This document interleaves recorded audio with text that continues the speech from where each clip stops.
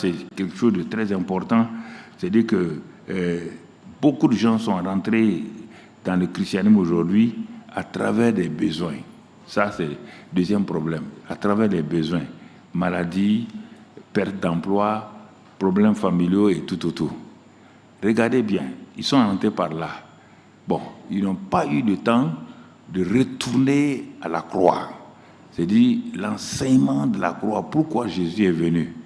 Alors, en ce moment-là, toute leur vie est basée sur quoi? Chaque fois qu'ils ont un problème, il faut qu'on prie pour eux. Chaque fois qu'ils ont un problème, il faut qu'on prie pour eux.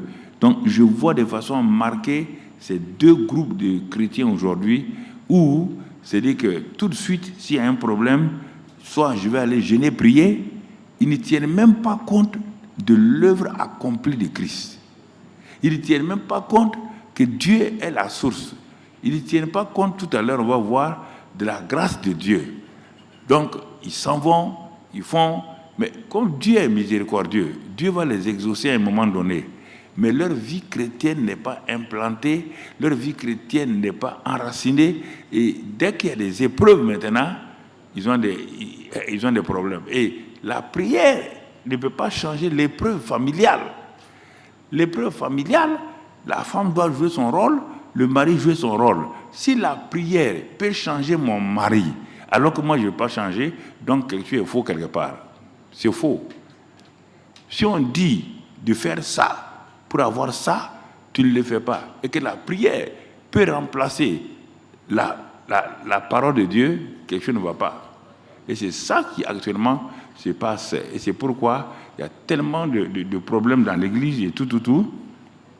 Troisième élément, tout juste pour permettre d'aller de l'avant, c'est que beaucoup de chrétiens n'ont pas su que Dieu les a créés. Dieu a créé Adam pour un seul but, de gérer la terre comme lui le fait là-haut. C'est pourquoi il dit que quand on a dit à Jésus de les enseigner à prier, il dit que ta volonté qui est faite au ciel là n'a qu'à être faite donc sur la terre.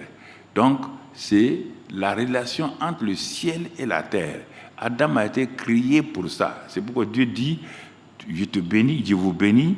Et dans cette bénédiction là, donc il y a 5 éléments. Donc il y a la fécondité, tout.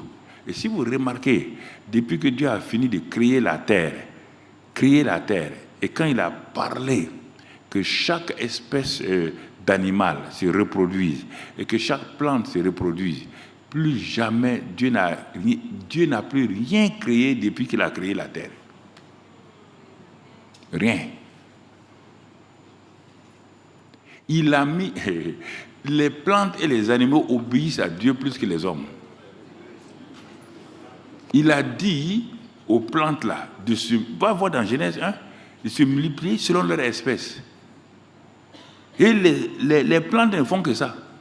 Les plantes, Dieu n'est pas venu pour dire, il manque une plante ici, je vais donner une nouvelle plante. Dieu n'a pas dit, il y a de nouveaux animaux ici. Ce sont des hommes qui ont voulu transfigurer les plantes et tout. Et aujourd'hui, on a des plantes qui tuent les gens. On a des animaux bizarres qui tentent. Sinon, Dieu n'a jamais. Mais regarde, depuis que Dieu a créé l'homme là, il a dit quoi? Regardez. Il a dit, l'homme n'a qu'à faire quoi? Fécond et se multiplier. Est-ce qu'il a créé un nouvel homme? Il a créé un nouvel homme. Alors, mais quand Dieu dit quelque chose, s'il le dit pour le physique, c'est valable pour le spirituel. Quand Dieu dit, par les meurtrissures de Jésus, tu es guéri, mon ami, crois ça.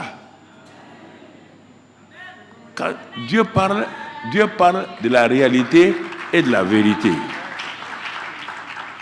Bon, Dieu dit, Adam, ce qu'il devait faire, c'est de remplir la terre des gens qui me connaissent.